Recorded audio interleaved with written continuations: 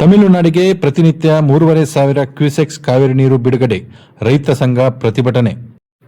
ಕಾವೇರಿ ನೀರು ಹಂಚಿಕೆ ಸಮಿತಿ ವಿರುದ್ಧ ರೈತ ಸಂಘದ ಆಕ್ರೋಶ. ರೈತ ವಿರೋಧಿ ಸರ್ಕಾರಕ್ಕೆ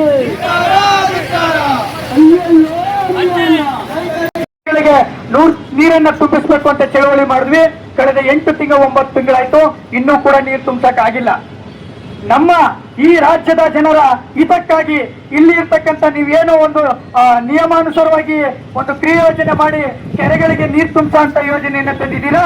ಮೊದಲು ಆ ಕೆರೆಗಳಿಗೆ ನೀರು ತುಂಬಿಸಿ ನಾವು ರೈತರು ಬದುಕುವಂತ ಪರಿಸ್ಥಿತಿಯನ್ನ ನೀವು ಮಾಡಿಕೊಡ್ಬೇಕು. ಇಲ್ಲ ಅಂತಂದ್ರೆ 2018ರಿಂದ ಹಿಂದಕ್ಕೆ ಬೇರೆ ರಾಜ್ಯಗಳಿಗೆ ಕೂಲಿ ಆರಿಸಿ ಎಲ್ಲ ಕೂಲಿ ಕೆಲಸಕ್ಕೆ ಹೋಗಬೇಕಾದಂತ ಸಂದರ್ಭ ಇತ್ತು. ಅದೇ ಸಂದರ್ಭ ಮತ್ತೆ ಬರ್ತಕ್ಕಂಥದ್ದು ತಮ್ಮೆಲ್ಲ ಕಣ್ಣು ಮುಂದೆ ಇದೆ. ಈಗ ಆಲ್ರೆಡಿ ಕೆಲವು ಗ್ರಾಮಗಳಲ್ಲಿ ಗುಳೆ ಹೋಗ್ತಕ್ಕಂಥ ಕೆಲಸವನ್ನು ಕೂಡ ಆಗಿದೆ. ಯಾಕಂದ್ರೆ ಇಲ್ಲಿ ಯಾವುದೇ ಅಂತರ್ಜಲ ಲಭ್ಯ ಇಲ್ಲ, ಯಾವುದೇ ನದಿ ಮೂಲ ಇಲ್ಲ. ನಮಗೆ ಕೆರೆ ತುಂಬಿಸಿದ್ರೆ ಒಂದಷ್ಟು ಅಕ್ಕಪಕ್ಕದಲ್ಲಿ ಇರ್ತಕ್ಕಂಥ ಬಾವಿಗಳು ಅಂತರ್ಜಲ ಜಾಸ್ತಿ ಆಗ್ಬೋದು. ಕುಡಿಯೋ ನೀರಿಗೂ ಕೂಡ ಈಗ ಕುಗ್ರಾಮ ಆಗ್ತಕ್ಕಂಥ ಸಂದರ್ಭಗಳು ಬಂದಿವೆ. ಇಂಥ ಪರಿಸ್ಥಿತಿಯಲ್ಲಿ ಈ ಆದೇಶವನ್ನ ನಾವು ಒಪ್ಕೊಳ್ಳಕ್ಕೆ ಸಾಧ್ಯ ಇಲ್ಲ. ಈ ಆದೇಶವನ್ನ ಕರ್ನಾಟಕ ರಾಜ್ಯ ರೈತ ಸಂಘ ಇವತ್ತು ಸುಮಾರು 28 ಜಿಲ್ಲೆಗಳಲ್ಲೂ ಕೂಡ ರಾಷ್ಟ್ರೀಯ ಹೆದ್ದಾರಿಗಳಲ್ಲಿ ಸಾಂಕೇತಿಕವಾಗಿ ಚಳವಳಿ ಮುಖಾಂತರ ಅವರಿಗೆ ವಿರೋಧ ಮಾಡ್ತಾ ಇದ್ದೀವಿ, ಖಂಡನೆಯನ್ನ ಮಾಡ್ತಾ ಇದ್ದೀವಿ. ಮತ್ತೊಮ್ಮೆ ಈ ರಾಜ್ಯ ಸರ್ಕಾರಕ್ಕೆ ಎಚ್ಚರಿಕೆಯನ್ನ ಕೊಡ್ತಾ ಇದ್ದೀನಿ ನಾನು. ತಾವು ಬರಗಾಲ ಅಂತ ಸುಮ್ಮನೆ ನಾವು ಮೀಟಿಂಗ್ ಮಾಡ್ತೀವಿ, ಕೇಂದ್ರ ಸರ್ಕಾರಕ್ಕೆ ಪತ್ರ ಬರಿತೀವಿ ಅಂತ ನೀವು ಕೂರ್ತಕ್ಕಂಥದ್ದು ನಿಮ್ಮ ನಿಯಮವಲ್ಲ, ನಿಮ್ಮ ಆದೇಶನೂ ಅಲ್ಲ ಅದು. ಈಗ ತಕ್ಷಣ ಈ ಮಧ್ಯಂತರ ಒಂದಷ್ಟು ಹಣವನ್ನ ರೈತರಿಗೆ ಬಿಡುಗಡೆ ಮಾಡಬೇಕು ಈಗ. ಯಾಕಂತ ಹೇಳಿದ್ರೆ ನಾವು ಇನ್ಶೂರೆನ್ಸ್ ಕಟ್ತಾ ಇರತಕ್ಕಂಥ ರೈತರು ಇದ್ದಾರೆ, ಇನ್ಶೂರೆನ್ಸ್ ಕಟ್ಟಿರೋರು ಇದ್ದಾರೆ.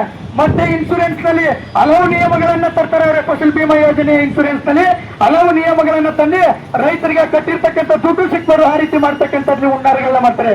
ಇದಕ್ಕೆಲ್ಲವೂ ಕೂಡ ಮುಂದಿನ ದಿನಗಳಲ್ಲಿ ರೈತ ಸಂಘ ಉಗ್ರವಾದ ಹೋರಾಟವನ್ನ ಮಾಡಬೇಕಾಗುತ್ತೆ. ರೈತರು ತಾವೆಲ್ಲರೂ ಕೂಡ ಸಹಕಾರವನ್ನು ಕೊಡಬೇಕು ಬಂಧುಗಳೇ. ಕೆಲವೇ ಗ್ರಾಮಗಳಿಂದ ಒಂದು 20-30 ಜನ ಬಂದು ನಾವು ಇವತ್ತು ಚಳವಳಿ ಮಾಡಬಹುದು. ಇವತ್ತು ಏನು ಕಾವೇರಿ ನೀರಾವರಿ ನಿಗಮದಲ್ಲಿ ನಮ್ಮ ಗುಂಡ್ಲುಪೇಟೆಯಲ್ಲೂ ಕೂಡ 136 ಗ್ರಾಮಗಳಿಗೆ ಕುಡಿಯುವ ನೀರು ಹೋಗ್ತಾ ಇದೆ. ಇದು ತಮ್ಮಗಳ ಗಮನದಲ್ಲಿರಬೇಕು.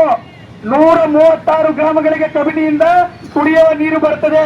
ಇವತ್ತು ಪ್ರತಿದಿನ 3,500 ಕ್ಯೂಸೆಕ್ಸ್ 15 ದಿನಗಳಿಗಂಟು ಕೂಡ ಕಾವೇರಿ ನೀರಾವರಿ ನಿಗಮದವರು ಹರಿಸಕ್ ಹೋದ್ರೆ ಈ ಸರ್ಕಾರ ಆದೇಶವನ್ನು ಒಪ್ಕೊಂಬದೇ ಆದ್ರೆ ನಮ್ಮ ರೈತರು ಬಹಳ ಸಂಕಷ್ಟಕ್ಕೆ ಸಿಲುಕ್ತಾ ಇದ್ದಾರೆ ಅಂತ ಈ ಮೂಲಕ ಹೇಳಕ್ಕೆ ಇಷ್ಟಪಡ್ತೇನೆ. ಮತ್ತೆ ಮಾಧ್ಯಮದ ಮುಖಾಂತರ ಸರ್ಕಾರಕ್ಕೆ ಇನ್ನೊಂದು, ಈ ಬರಗಾಲ ಪರಿಸ್ಥಿತಿ ಇರುವುದರಿಂದ ದಸರಾವನ್ನ ನೀವು ಕಡಿಮೆ ಖರ್ಚಿನಲ್ಲಿ ಮಾಡಿಕೊಂಡು ಅದ್ದೂರಿಯ ದಸರಾವನ್ನ ಮಾಡಬೇಕಾದಂತ ಸಂದರ್ಭ ಬರಬಾರದು.